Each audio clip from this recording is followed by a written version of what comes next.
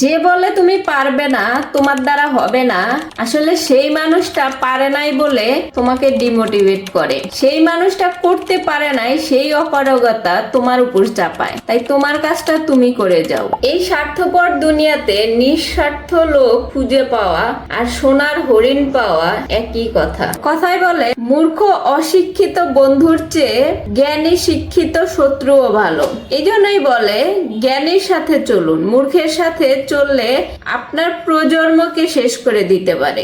হাঁটার পথে পায়ে কাঁটা ফুটলে আমরা কাঁটাকে দোষ দিই, ঠিক তেমনি জীবনে চলার পথে কিছু মানুষের সাথে আমাদের এমন ভাবে লেগে যায়, তাদের যদি কোনো দোষও না থাকে তারপরেও আমরা তাদের উপর দোষ দিয়ে থাকি। প্রতিটা শ্রমিকের রক্তে ঘামে ভেজা এক একটা উচ্চবিলাসী ভবন, এক একটা ফ্যাক্টরি বা রাস্তাঘাট যেখানেই বলেন না কেন, একজন শ্রমিকের ছোঁয়া ছাড়া কোনো কিছুই হয় নাই। শ্রমিক দিবসে সকল শ্রমিকদের শ্রদ্ধা এবং ভালোবাসা। রাস্তায় হাঁটার সময় পায়ে কাঁটা ফুটে গেলে আমরা অনেক সময় কাঁটার উপর দোষ দিই, কিন্তু কাঁটা তো হাঁটতে পারে না। আমরা গিয়ে কাঁটার উপর পা দেই, তারপর আবার আমরাই সেই কাঁটাকে দোষ দিই। এরকম লাইফে অনেক সময় হয় যে অন্যজনের দোষ না থাকা সত্ত্বেও আমরা তাদেরকে ব্লেম করে থাকি। মানুষ কি বলবে, লোকে কি বলবে, এই কথাটা যতদিন আপনি ধরে রাখবেন ততদিন আপনি কিচ্ছু করতে পারবেন না। কে কি করলো, কে কি বললো, কে কি বলবে, এগুলো নিয়ে মাথা ঘামালে কখনোই ভালো কিছু করতে পারবেন না। যে জায়গায় সে জায়গায় থাকবেন। তাই নিজে চুজ করুন, নিজের মতো কাজ করুন।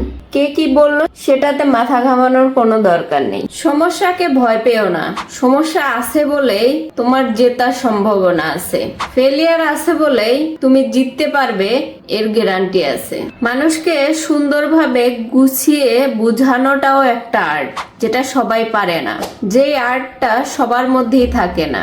যে বলে তুমি পারবে না, তোমার দ্বারা হবে না, আসলে সেই মানুষটা পারে নাই বলে তোমাকে ডিমোটিভেট করে। সেই মানুষটা করতে পারে নাই, সেই অপারগতা তোমার উপর চাপায়। তাই তোমার কাজটা তুমি করে যাও। জীবনে চলার পথে যদি আপনার কোনো একটা সময় মনে হয় যে এই মানুষগুলা আমার প্রতি সদয় ছিল না, তাহলে তাদের প্রতি রাগ পুষে রাখবেন না।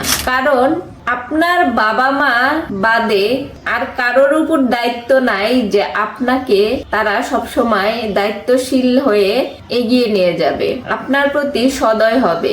মনে রাখবেন, যারা আপনার প্রতি সদয় ছিল, আপনার উপকার করেছে, তাদের প্রতিদান দিতে ভুলবেন না, তাদের প্রতি কৃতজ্ঞ থাকবেন। এই পৃথিবীতে স্বার্থ ছাড়া কেউই চলে না। যে আপনার সময়ে অসময়ে উপকার করেছে, কি জন্য করেছে সেদিকে একটু খেয়াল রাখবেন।